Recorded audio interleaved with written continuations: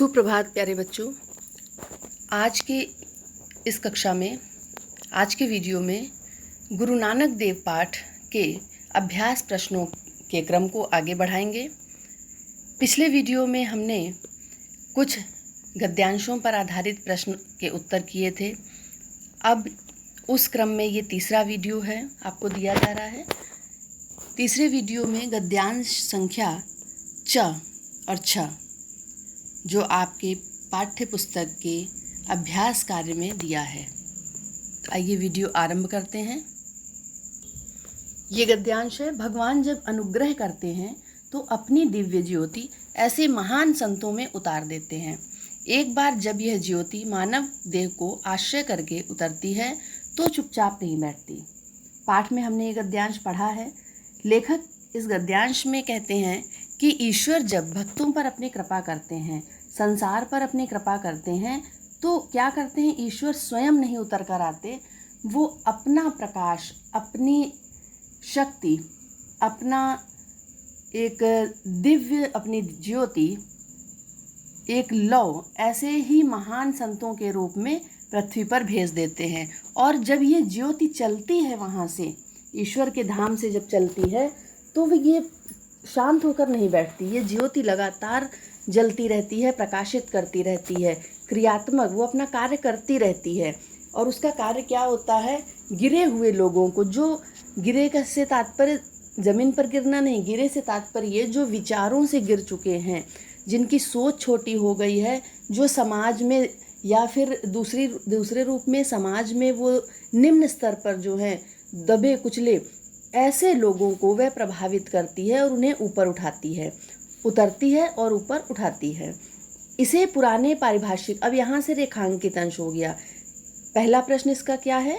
प्रस्तुत गद्यांश का संदर्भ लिखिए। संदर्भ आपको ऊपर बताया जा चुका है कि प्रस्तुत गद्यांश हमारी पाठ्यपुस्तक हिंदी के गद्य खंड में गुरु नानक देव पाठ में संकलित है।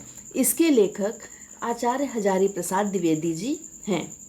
दूसरा प्रश्न आता है, रेखांकित अंश की व्याख्या कीजिए।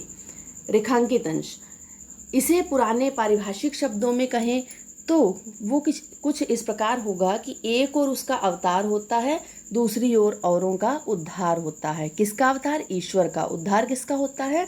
मनुष्यों का। अवतार और उद्धार की यह लीला भगवान के प्रेम का सक्रिय रूप है, जिसे पुराने भक्तजन अनुग्रह कहते हैं। अनुग्रह अर्थात ईश्वर की कृपा। तो इसकी व्याख्या हम देख लेते हैं और बाकी के प्रश्न। रेखांकित अंश की व्याख्या यहाँ पर आपको लिख कर दी गई है, टाइप किया है। लेखक का कहना है कि मानव रूप में जब भी ईश्वर अवतार लेता है, वह इस विश्व का उद्धार तभी क्या करता है? तभी इस विश्व का उद्धार और कल्याण होता है। प्राचीन भक्ति साहित्य में जो हमने भक्तिकाल पढ़ा, उस भक्ति साहित्य में ईश्वर की दिव्य ज्योति का मानव रूप अवतार और उद्धार कहा गया।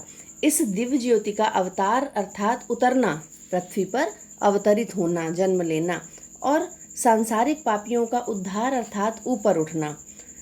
आचार्य द्विवेदी जी अंत में कहते हैं कि ईश्वर का अवतार लेना और प्राणियों का उद्धार करना ईश्वर के प्रेम का सक्रिय रूप है। ये इस बात की पहचान है कि ईश्वर मनुष्यों से प्रेम करता है, और वो चाहे पापी हों या पुण्यात्मा, सभी से ईश्वर प्रेम करता है। और जो पापी हैं उन्हें ऊंचा उठाने के लिए, उन्हें पुण्यात्मा बनाने के लिए ईश्वर सक्रिय रहता है, लगातार प्रयास करता है, लगातार उनका जो मार्ग प्रदर्शन करता रहता है।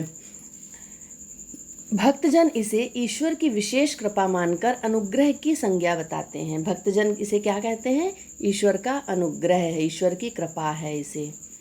अगला प्रश्न देखते हैं।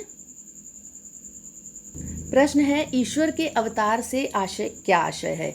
ईश्वर के अवतार से आशय है दिव्य ज्योति का मानव रूप में पृथ्वी पर जन्म लेना, इसे अवतार कहा गया। अगला प्रश्न, संतजन क्या कार्य करते हैं? संतजन लोगों का उद्धार करते हैं। अगला प्रश्न है, ईश्वर के प्रेम का सक्रिय रूप क्या है? उत्तर है, भगवान के प्रेम में अवतार और उद्धार की यह लीला ईश्वर के प्रेम का सक्रिय रूप है। पूरा कर लीजिएगा, ईश्वर के प्रेम का सक्रिय रूप है। तो इसके बाद अगला गद्यांश हम पढ़ते हैं अगले वीडियो में।